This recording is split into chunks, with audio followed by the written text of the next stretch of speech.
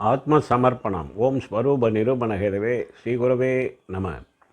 கும்பம் ராசிக்கான கார்த்திகை மாத கோச்சார கிரக சஞ்சாரங்களை ஆய்வு செய்து பார்க்கும் பொழுது உங்கள் ராசியிலே ஜென்மச்சனி மற்றும் ஜென்ம ராகு, சனியும் ராகுவும் இணைவு பெற்று உங்கள் ராசியிலே சஞ்சரிக்கிறார்கள்.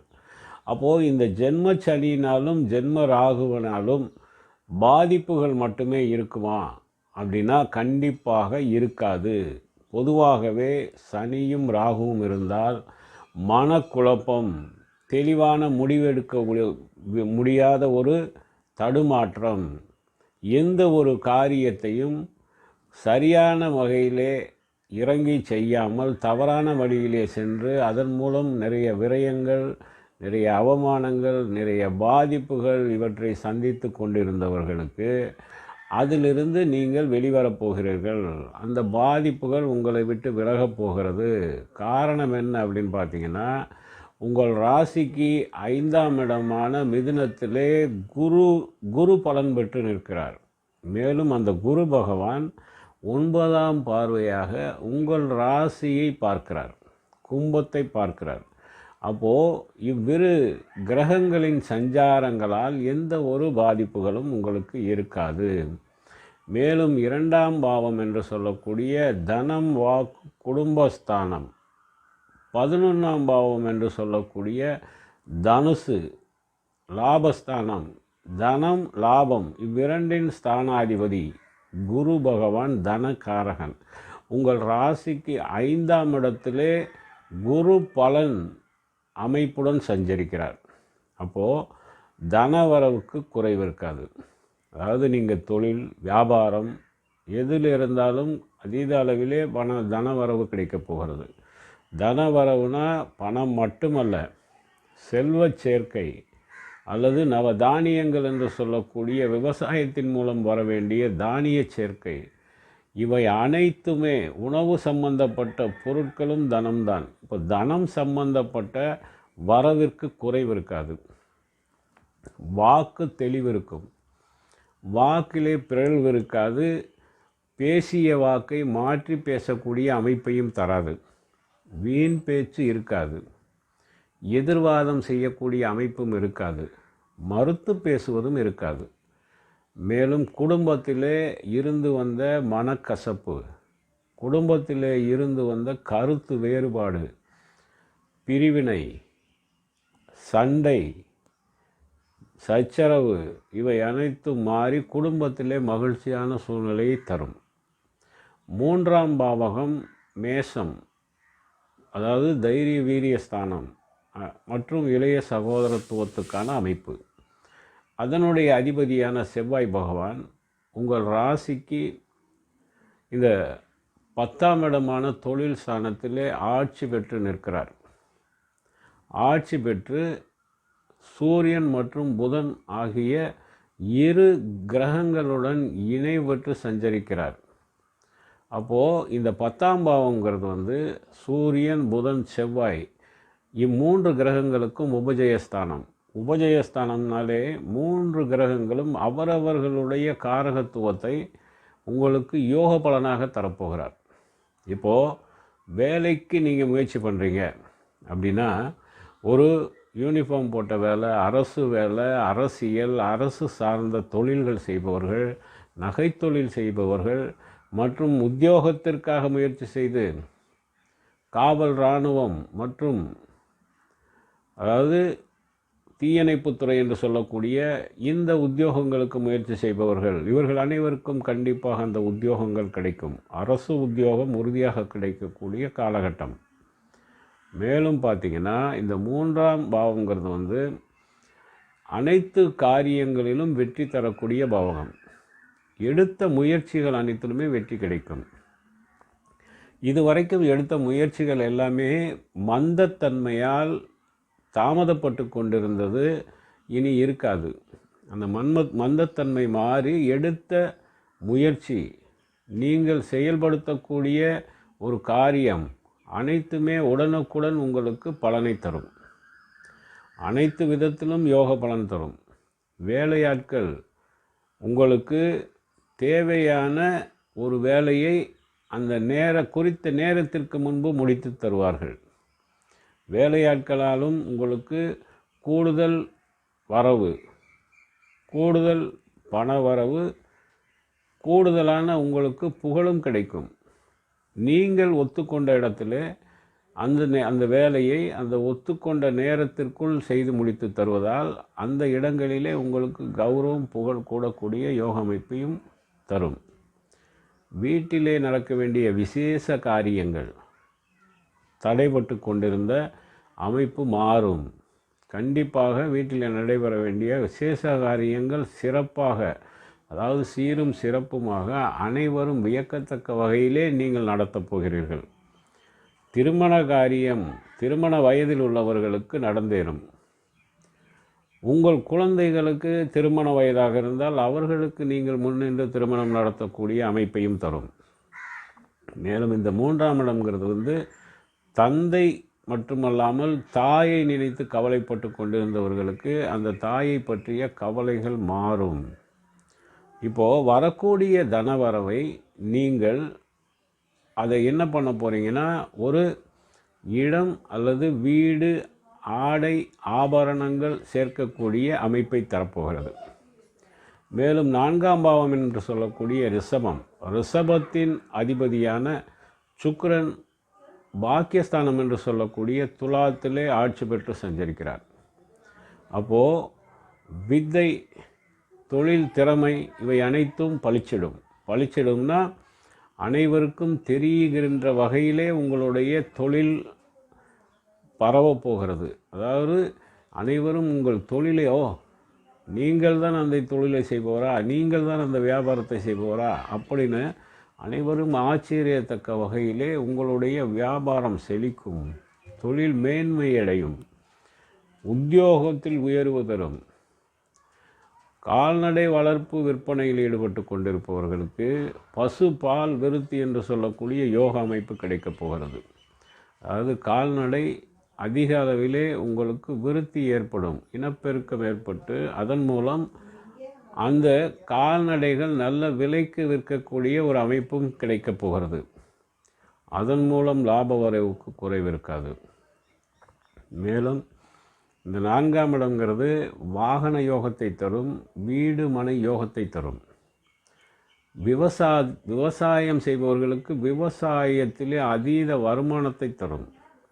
எந்த நேரத்தில் எந்த ஒரு விவசாயத்தை செய்தால் அதன் மூலம் அதீத விலை உயர்வு கிடைக்கப்பெற்று நல்ல வருமானம் கிடைக்கும் என்ற ஒரு தெளிவான சிந்தனை உங்களுக்கு தரப்பெற்று நீங்கள் அதற்கான ஒரு விவசாயத்தில் ஈடுபட்டு நல்ல லாபத்தை பெறுவீர்கள். மேலும் பார்த்திங்கன்னா உங்கள் ராசிக்கு 5ஆம் இடம் என்று சொல்லக்கூடிய மிதுனம் மற்றும் உங்கள் ராசிக்கு 8ஆம் ஸ்தானம் என்று சொல்லக்கூடிய புதன், அதாவது கன்னியின் அதிபதியும் ஆவார். அவர் உங்கள் ராசிக்கு 10ஆம் இடம் என்று சொல்லக்கூடிய கர்ம தொழில் ஸ்தானத்திலே சஞ்சரிக்கிறார்.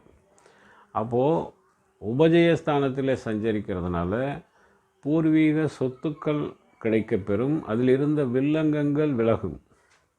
மேலும் தந்தை வழி வர வேண்டிய அனைத்து விதமான அது பணவரவோ அல்லது வேறு எந்த அதாவது ஒரு நகையாக இருக்கலாம் அல்லது அவர்களுடைய சொத்துக்களாக இருக்கலாம், இவை அனைத்துமே உங்களுக்கு கிடைக்கக்கூடிய யோக அமைப்பை தரப்போகிறது. மேலும் பார்த்திங்கன்னா இந்த 5ஆம் இடம்ங்கிறது புத்திரர்களுக்கு யோக அமைப்பை தரும்.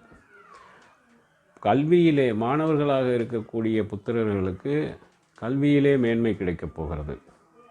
மேலும் உங்களுடைய புத்திரர்கள் மேல் படிப்பு, ஆய்வு கல்வி, ஆராய்ச்சி கல்வி, பட்டப்படிப்பு போன்றவற்றிலே படிப்பவர்களாக இருந்தாலும் அவர்களுக்கு அந்த மாணவர்களுக்கு அந்த கல்வியிலே மேன்மை கிடைக்கப்பெறும். போட்டி பந்தயங்களில் கலந்து கொள்பவர்களுக்கும் வெற்றி கிடைத்து பாராட்டு பரிசுகள் கிடைக்கப்பெறும். உங்கள் ராசிக்கு 6ஆம் இடம் என்பது கடகத்தின் அதிபதி உங்கள் ராசிக்கு 8ஆம் ஸ்தானத்திலே. அந்த நோய் எதிரி கடன், இதற்குண்டான அதிபதி மனோகாரகன் சந்திரன் 8ஆம் ஸ்தானத்திலே மறைவு பெறுவதனால உங்களுக்கு இந்த நோய் பிரச்சனை தீரப்போகிறது. உடல் உபாதைகள் உங்களை விட்டு விலகப் போகிறது. கடன் தொந்தரவுகளால் அவதிப்பட்டு கொண்டிருப்பவர்களுக்கு வட்டி கூட கட்ட முடியல, ஏதோ ஒரு காரணத்திற்காக கடனை வாங்கிவிட்டேன், அதை அடைக்க முடியாமல் சிரமமாக இருக்கிறது என்கிற ஒரு கவலையில் இருப்பவர்களுக்கு நீங்கள் கடனை வட்டியுடன் அடைத்து வெளியேறும் அமைப்பையும் தரும். எதிரிகள் மறைந்து விடுவார்கள். ஏன்னா 6 மறைவு ஸ்தானம், இந்த மறைவு ஸ்தானாதிபதியே மறைவு ஸ்தானத்தில் அட்டமத்தில் நிற்கிறதுனால எதிரிகள் மறைந்து விடுவார்கள். இருந்த இடம் தெரியாமல் காணாமல் போய்விடுவார்கள். இந்த நோய் பிரச்சனை, கடன் பிரச்சனை, எதிரி பிரச்சனை அனைத்தும் உங்களை விட்டு விலகக்கூடிய அமைப்பு உண்டு. மேலும் கலத்திரஸ்தானம் என்று சொல்லக்கூடிய 7ஆம் இடத்திலே கேது, அந்த கேதுவும் நற்பலன் தரப்போகிறார். அந்த கேது நின்ற ஸ்தானாதிபதி உபஜயஸ்தானம் என்று சொல்லக்கூடிய 10ஆம் இடத்திலே சூரியன். அப்போது கேது நின்ற ஸ்தானாதிபதி நின்ற ஸ்தானத்தின் அடிப்படையில் கேதுவும் யோக பலனை தரப்போகிறார். மனைவியால் அல்லது கணவனால், கலத்திரத்தால் உங்களுக்கு நல்ல வருமானம் கிடைக்கும், கலத்திரத்தால் முன்னேற்றம் கிடைக்கும், அல்லது உங்களுடைய கலத்திரத்திற்கு யோகம் அடிக்கப் போகிறது. அதாவது ஆண் கும்பராசிக்காரர்களுக்கு மனைவிக்கு நல்ல முன்னேற்றத்தை தரப்போகிறது. அதாவது மனைவி ஒரு தொழில் செய்தால் அந்த தொழிலில் மேன்மை அடைவார். வியாபாரம் செய்தால் வியாபாரத்தில் சூடு பறக்க வியாபாரம் நடக்கும். அந்த பகுதியிலேயே வியாபாரம் உங்களுடைய கலத்திரத்திற்கு மட்டுமே அதீத அளவில் நடைபெற்று நிறைய பண வரவு கிடைக்கப்பெறும். அதே நேரத்தில் கலத்திரம் உத்தியோகத்தில் இருந்தால் அவர்களுக்கு ஆட்சி அதிகாரமிக்க உத்தியோகம், ஆட்சி அதிகாரமிக்க பதவி உயர்வு, ஊதிய உயர்வும் கிடைக்கும். எதிர்பாராத அதிர்ஷ்டத்தையும் தரப்போகிறது. மேலும் உங்களுக்கு நண்பர்கள், உறவினர்கள் உதவிக்கரமாக இருப்பார்கள். அவர்கள் தேவையை, உங்களுடைய தேவையை அவர்கள் அறிந்து ஓடி வந்து உதவி செய்வார்கள். அட்டமஸ்தானாதிபதி புதன் உங்கள் ராசிக்கு பாக்கியஸ்தானம் அல்ல 10ஆம் இடம் என்று சொல்லக்கூடிய தொழில் ஸ்தானத்திலே, அதாவது உபஜயஸ்தானத்திலே சஞ்சரிப்பதால் நீதிமன்ற வழக்குகள் உங்களுக்கு சாதகமாக தீர்ப்பை தரும். மேலும் செலவுகளால் துன்பத்தை வரவழைத்து கொண்டவர்கள், பணத்தை கொடுத்து கஷ்டத்தை வாங்கியவர்களுக்கு அந்த அனுபவம் உங்களுக்கு இனி இருக்காது. மேலும் பார்த்திங்கன்னா கலத்திர விரோதம் என்பது சுத்தமாக இருக்காது. கலத்திர விரோதம் மாறுவது மட்டுமல்லாமல் பிரச்சனைகள், காரிய தடங்கல்கள், தடைகள், தீராத கவலைகள் இவை அனைத்தும் உங்களை விட்டு விலகப் போகிறது. மேலும் பாக்கியஸ்தானம் என்று சொல்லக்கூடிய அந்த 9இன் அதிபதி 9ஆம் பாவத்திலே ஆட்சி பெற்று சஞ்சரிக்கிறார். துலாத்தின் அதிபதி சுக்கிரன். அப்போது உங்களுக்கு வரவேண்டிய, தந்தை வழி வரவேண்டிய சொத்துக்கள் வந்து சேரப்போகிறது. அவர்கள் வழியில் வரவேண்டிய பண வரவும் உங்களுக்கு வந்து கிடைக்கப் போகிறது. மேலும் குருவை சார்ந்த சேவைகளில் ஈடுபடுவீர்கள், கோவில் திருப்பணிகளிலே ஈடுபடுவீர்கள், தர்ம காரியங்களுக்காக உங்களுடைய பணத்தை நீங்கள் செலவு செய்வீர்கள், பயணங்கள் ஏற்படும், அதாவது கோவில் சார்ந்த பயணங்கள் இருக்கும். மேலும் உங்களுடைய சகோதர சகோதரிகளால் இருந்து வந்த துன்பம், கவலை, கஷ்டம் இவை அனைத்தும் உங்களை விட்டு விலகப் போகிறது. இவ்வளோ காலம் உங்கள் சகோதர சகோதரிகள் தேவையில்லாத பிரச்சனையை, தேவையில்லாத மன உளைச்சல்களை கொடுத்து கொண்டிருந்தவர்கள் உங்களை அந்த உளைச்சல்களிலிருந்தும் அந்த மனக்கவலையிலிருந்தும் நீங்கள் விடுபடப் போகிறீர்கள். உங்கள் சகோதர சகோதரிகளால் இருந்து வந்த அனைத்து விதமான பாதிப்புகளும் உங்களை விட்டு மாறிவிடும்.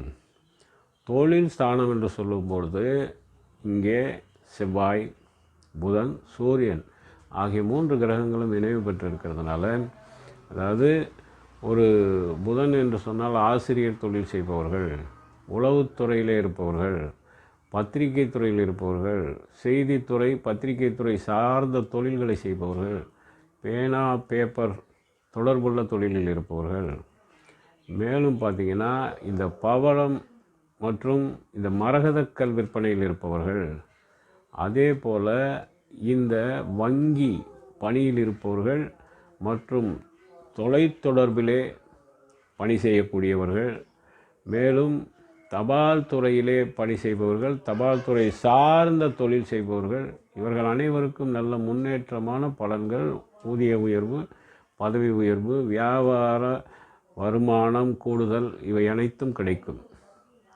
லாபஸ்தானம் என்று சொல்லக்கூடிய 11 அதிபதி குரு பலன், அதாவது குரு பகவான் தனுசின் அதிபதி குரு பலனுடன் நிற்பதனால், அதே நேரத்திலே லாபஸ்தானத்தை அவர் சப்தம பார்வையாக மிதுனத்திலிருந்து பார்ப்பதினால் ஆபத்துக்கு குறைவிருக்காது. மூத்த சகோதரிகளுக்கு நல்ல முன்னேற்றத்தை தரப்போகிறது. உங்களுடைய ராசிப்படி கிரக சஞ்சாரங்கள் உங்கள் மூத்த சகோதரிகளுக்கு யோக பலனை தரப்போகிறது. அவர்களுக்கு அனைத்து விதத்திலுமே முன்னேற்றம் இருக்க போகிறது. மேலும் வெளிநாட்டிலே தொழில், வியாபாரம், உத்தியோகம் செய்பவர்களுக்கு நல்ல யோகம், அதிர்ஷ்டம் அடிக்கப் போகிறது. அதாவது வெளிநாட்டிலே வியாபாரம் செய்பவர்கள் வியாபாரத்தை விரிவுபடுத்துவீர்கள், வியாபாரத்தை விஸ்தீரணப்படுத்துவீர்கள். பல நாடுகளுக்கு வியாபாரத்தை நீங்கள் துவங்கப் போகிறீர்கள். தொழிலையும் பல நாடுகளில் நீங்கள் விரிவுபடுத்தப் போகிறீர்கள். உத்தியோகத்தில் இருப்பவர்கள், இடமாற்றம், வீடு மாற்ற சிந்தனையில் இருப்பவர்கள், நாடு மாற்றம், நாட்டை விட்டு நாட்டுக்கு வேலை விஷயமாக மாறணும், நல்ல ஊதியத்துடன் நல்ல உத்தியோகத்துடன் மாற நினைப்பவர்களுக்கு அதுவும் கிடைக்கப்பெறும். மேலும் இந்த 11ஆம் பாவங்கிறது தேவையான அளவுக்கு உங்களுக்கு செல்வத்தை தரப்போகிறது. மேலும் பார்த்திங்கன்னா இந்த மாதம் உங்கள் ராசிக்கு அனைத்து விதத்திலும் யோக பலனை தரக்கூடிய மாதமாக அமைக்கப் போகிறது. இதற்கு முன்பு வந்த பதிவு, அடுத்தடுத்து வரக்கூடிய பதிவுகளை நீங்கள் பார்க்கணுன்னு விரும்புனீங்கன்னா சப்ஸ்கிரைப் பண்ணுங்கள், லைக் பண்ணுங்கள். நன்றி. ஓம் சிவாய நம.